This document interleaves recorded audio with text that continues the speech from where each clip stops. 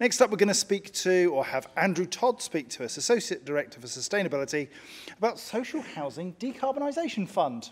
Andrew, it's all yours.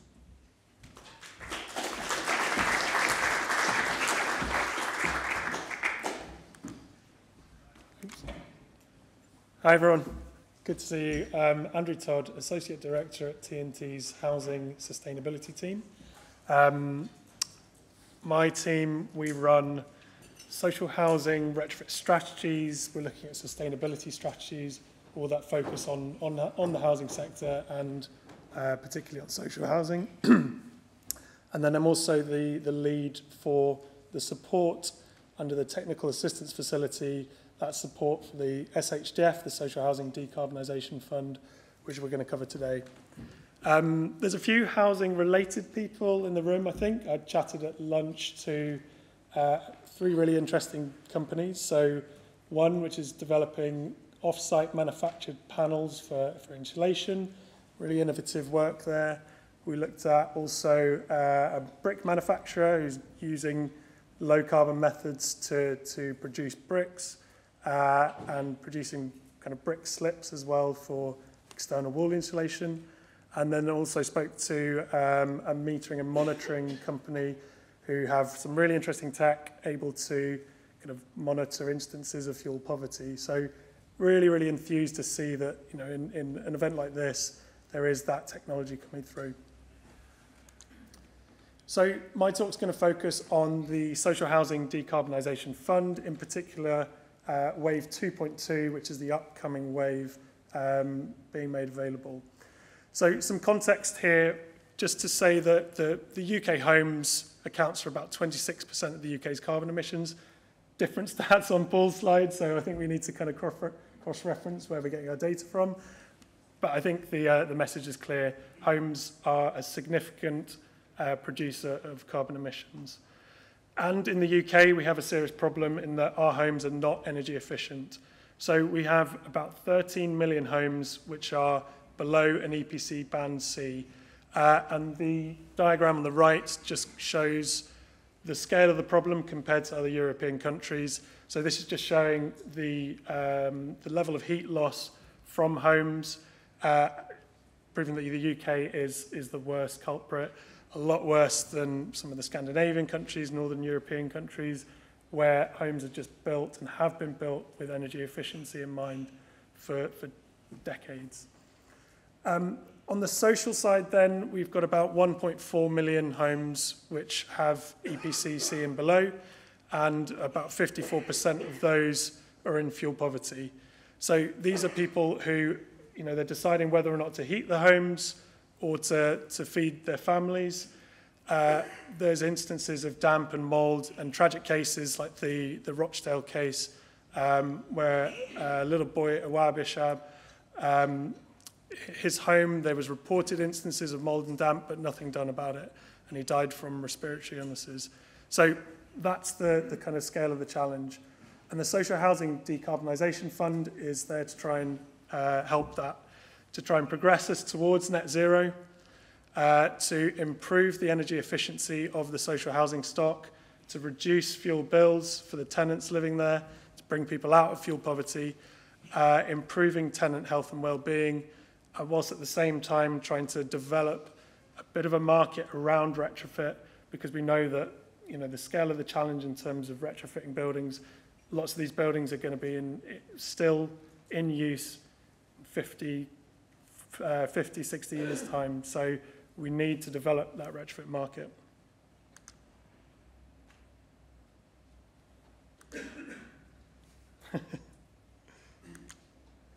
Great. So the SHDF, a bit about what it's done so far. It was based around a Conservative manifesto pledge of spending 3.8 billion on social housing over the next 10 years, so out to 2030. And so far we've had various rounds. We've had the demonstrator project, which it was all around whole house retrofits, so the more innovative scale of things, and about 61 million made available to local authorities in that first instance. We then had wave 1, which was also available to local authorities, but with housing associations and other housing providers able to apply via local authorities. This is more about scaling up. So it had a fabric first principle, whereby we're tackling the fabric before going on to heating and other measures, and 179 million made available then. Wave 2 was scaling up, 2.1, scaling up even further, so 778 million was provided. And now we're on to wave 2.2, which is a top-up for wave 2.1, only available for those organisations which didn't get 2.1 funding. So all in all, around a billion mark of funding going out to the sector, but we've still got more to do. There's 2.8 billion left in this Conservative pledge. Other parties are pledging a lot more. So there's a lot of work still to be done.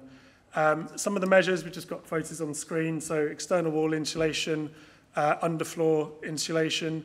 So those are kind of the fabric measures before going on to heat pumps and solar PV.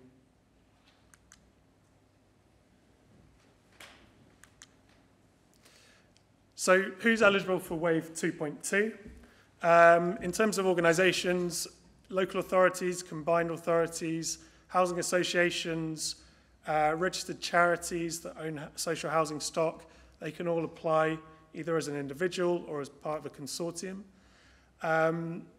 There's a few other conditions. So ALMOs that aren't registered providers, they can apply but within a consortium. And the main condition, the main change from wave 2.1 is that organisations which were successful at 2.1 can't apply with their own housing stock. They can, though, lead a consortium. And interestingly, we've seen organisations want to come through and take up the mantle for others. So it was really positive to see.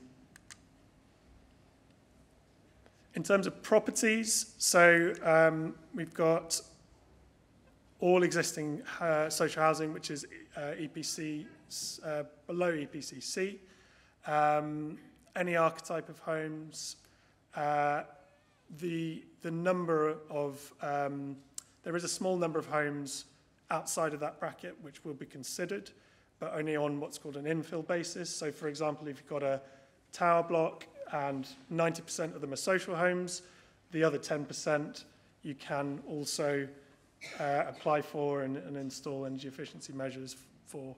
That's to avoid there being gaps in insulation and issues to do with whole block or whole street upgrades. Homes both on and off the gas grid are eligible, and a key condition is that homes must be retrofit according to the PAS 2035 standard. We've just got some examples here of previous SHDF projects. So Stroud, I think there's external wall insulation, which we can see, and solar PV, as with Leeds, Clackmannanshire, and Lambeth.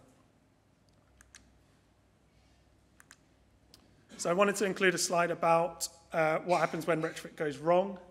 This is to help emphasize the importance of PAS 2035, which was a fairly new standard brought in around the time of Wave 1 SHDF.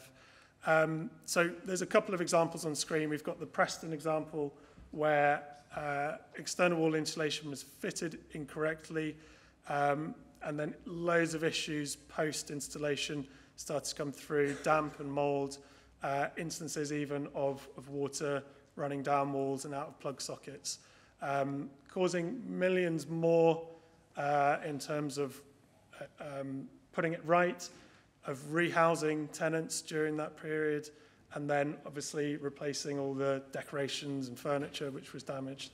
So that's huge cost on top of the initial outlay of the retrofit measures. Similar on the scheme in South Wales, where a figure of 3 million was required to rectify failed external wall insulation for 86 homes. And then, of course, we've got Grenfell, which I think everyone knows the issues there. But this was a recent refurbishment and just poor specification of materials leading to that tragic loss of life.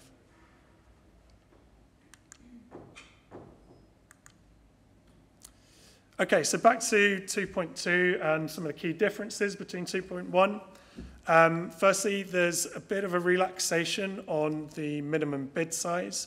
So there's an encouragement for applications to be around the 100 mark, but if for whatever reason local authorities or housing associations can't reach that threshold, there's a consideration for a reduced number.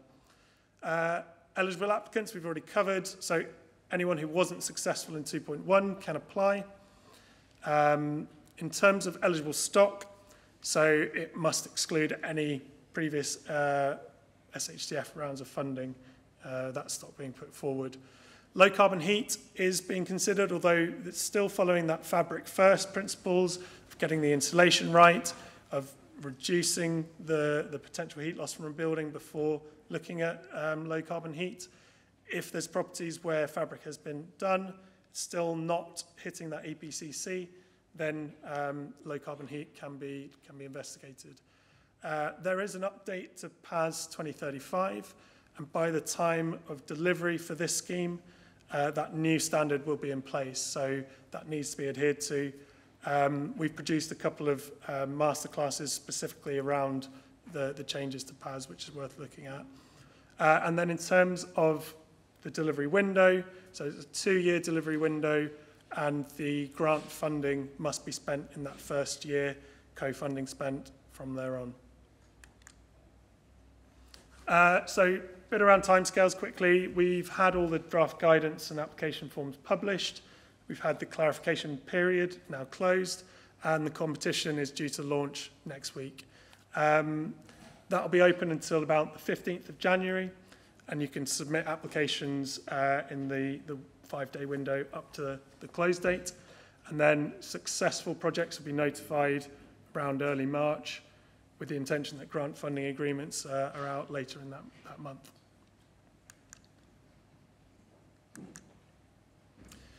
So there is a lot of support which we're providing.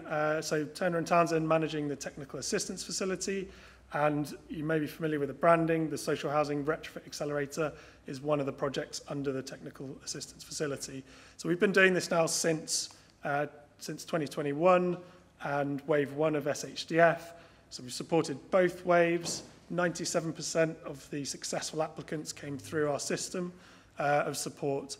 It's fully funded by the Department of Energy Security and Net Zero, and we do encourage anyone who's interested in applying for SHDF or for home upgrade grant funding to take advantage of the support available. So there's heaps of things which people can get involved in. We've got websites with lots of content on there, podcasts on Spotify and other podcast apps. Loads of workshops which we run covering particular topics, be it PAS 2035, procurement, retrofit interventions, risk around that. We also do levels of senior engagement, trying to encourage the CEOs of housing organisations to bid and to increase their ambition, and also to act as potential ambassadors for it, taking on the role of a consortium lead. And then finally, I'll touch on our one-to-one support. So this has been really, really well received over the years by housing providers. We develop a bespoke support package that understands their starting point in terms of retrofit skills, and then tries to get them to a point of successful application with a review point at various stages throughout that process. So if you are a social housing provider and you haven't taken up the support available, would encourage you to do so. And you can find more information on the website, so socialhousingretrofit.org.uk, and then also you could just email through info@socialhousingretrofit.org.uk. Thank you all. Thanks, Andrew.